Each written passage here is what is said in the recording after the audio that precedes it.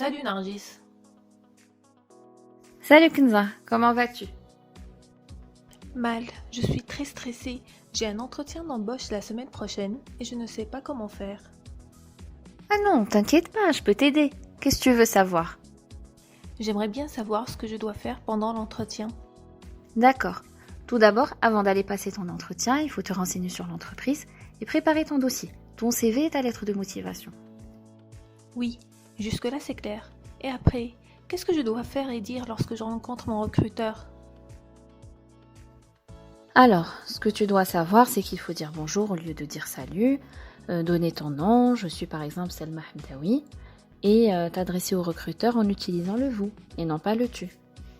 Saluer le recruteur ou le jury de l'entretien et attendre que le recruteur te propose de t'asseoir et de parler.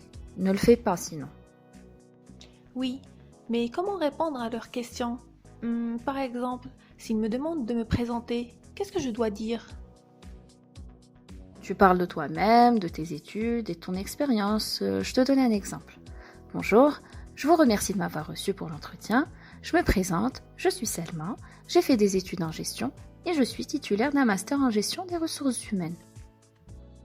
Maintenant, je sais pas où commencer. Et pour parler de mes expériences, que dois-je dire? Tu peux parler des missions que tu as assurées. Par exemple, j'ai passé mon stage dans le service rayon frais, j'ai appris à travailler sur la présentation des produits en magasin. Après 2 ans dans la même société, j'ai occupé le poste de chef d'équipe et j'étais chargée de motiver mon équipe, gérer les plannings, les déplacements clients et faire le suivi des commandes.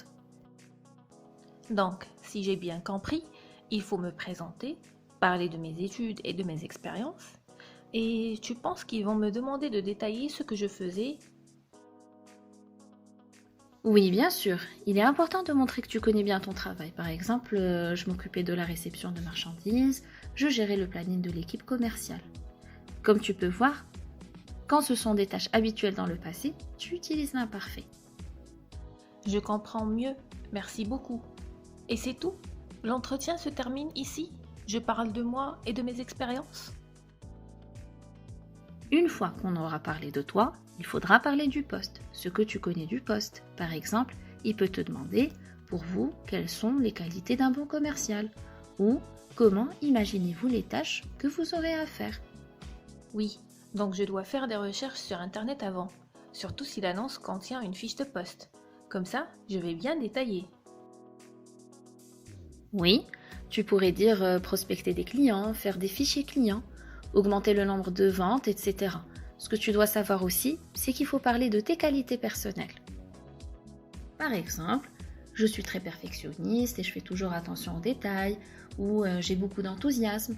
Je pense donc que je peux réussir ma mission en tant que responsable de sécurité dans l'usine. Ce n'est pas tout. On te demandera aussi de parler de tes défauts. Ici, c'est parfois une question piège.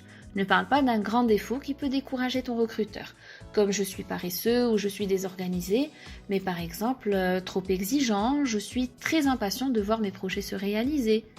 Autre chose, il ne faut pas tout dire dès le début. Il vaut mieux attendre leurs questions pour expliquer quelles études tu as suivies, puis après les expériences, et enfin les qualités qui vont te permettre de réussir ta mission chez eux. Par exemple, si je te demande « Pourquoi avez-vous suivi ce type d'études ?» Je fais ces études parce que c'est un rêve pour moi quand j'étais enfant. Alors attention, ici, les études sont terminées, donc on parle au passé. Tu vas dire « J'ai suivi ces études parce que c'était mon rêve depuis l'enfance ». J'ai utilisé l'imparfait pour décrire « j'étais enfant » et le passé composé pour l'action « j'ai suivi et j'ai fait ». Et qu'est-ce que je dois dire à la fin? Je dis au revoir, c'est tout, et je sors? Pour finir, il est important de remercier ton recruteur. Toujours avec le sourire, par exemple, tu peux dire « Je vous remercie de m'avoir reçu » ou « Je vous remercie pour le temps que vous m'avez accordé ». Tu peux demander quand ils feront le choix du candidat. Quand aurons-nous la réponse pour le recrutement? Est-ce que vous allez contacter les candidats quand le recrutement sera terminé? Alors Kenza, on essaie de faire une simulation d'entretien ensemble? D'accord, mais cela reste un peu compliqué pour moi. Non, ne t'inquiète pas. Je vais t'envoyer une fiche mémo pour les expressions et le lexique. et un exemple de formulaire pour t'entraîner à donner des réponses à quelques questions. D'accord, Nargis. Merci beaucoup pour ton aide. Vous aussi, vous voulez vous entraîner avec nous? Voici un lien. Vous pouvez remplir la simulation avec l'entreprise que vous souhaitez ou l'entreprise à laquelle vous avez envoyé un CV. Envoyez-nous à l'adresse inscrite ci-dessous et nous vous enverrons un commentaire.